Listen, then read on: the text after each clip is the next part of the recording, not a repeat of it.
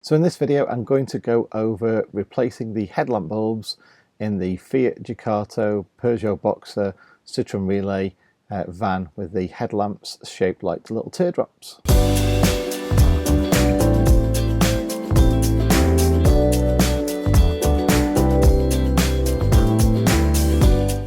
There's just one tool for this job, and not only yourself, but also a Torx T30. The removal of the headlamp is so simple on this van, it's untrue. There's one bolt there, simply just unscrew that, move to the bolt at the top of the headlamp up there, just on the inside of the wing, and undo that, and then it's ready to pop out. Make sure to put all the bolts out of the way, just on the top there, and then you just push in the headlamp inwards until it pops off the little rungs. Pull it away from the van, and then you will reveal where the multi-block wire connector is on the back. The grey plug there, you just need to slide that forward slightly. That releases the multi-pin plug. That allows you then to remove the headlamp from the van to get better access to everything at the back. Now the front of the plastic headlamp obviously doesn't want to get scratched or marked, so make sure you put a cloth down and then pop the headlamp on top of the cloth. You've then got two rubber bungs which seal the back of the headlamps where the bulbs are going to be, so remove those.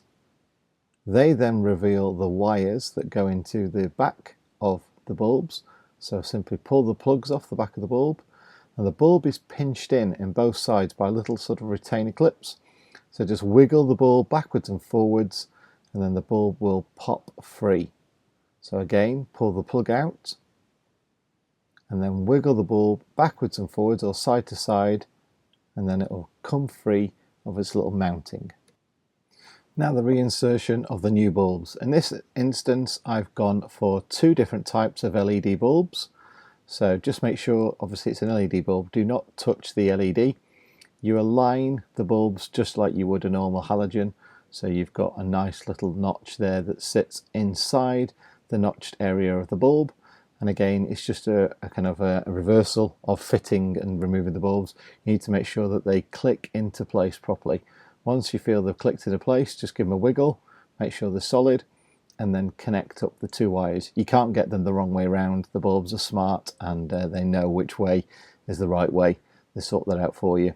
Like I say, this is the different type of bulb I've got for the main beam, which is slightly brighter, and it basically only uses about 30 watts as well. So again, just to line it up there, pop it in place, make sure you don't push on the fan, just on the ceramic around it, and then connect the wires back up.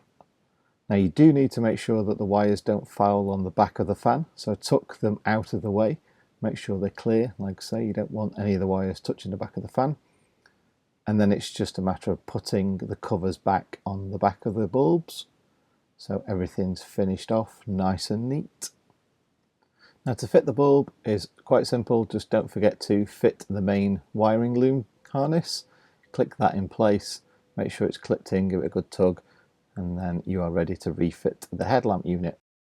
So the headlamp uses two slides with feet at the bottom of the headlamp unit, and they slide into the chassis. So what you need to do is, when you put the headlamp back in, make sure that those feet and slides align. It's quite simple really. As long as you get the headlamp unit inside the vehicle like that, you can then roughly see where they're going to be, and then slide it back out, and then that's it. It sits in place. Give it a good tug to make sure it's absolutely solid in there, and then it's just a case of getting the two bolts back up there. So that one, the inner wing, which is probably the trickiest one, then followed by the one at the front, which again, just make sure it realigns back to the correct bolt hole and tighten it up there. Make sure the headlamp sits nice and securely as you're tightening it up, and that really is that part of the job done. And here's what they look like.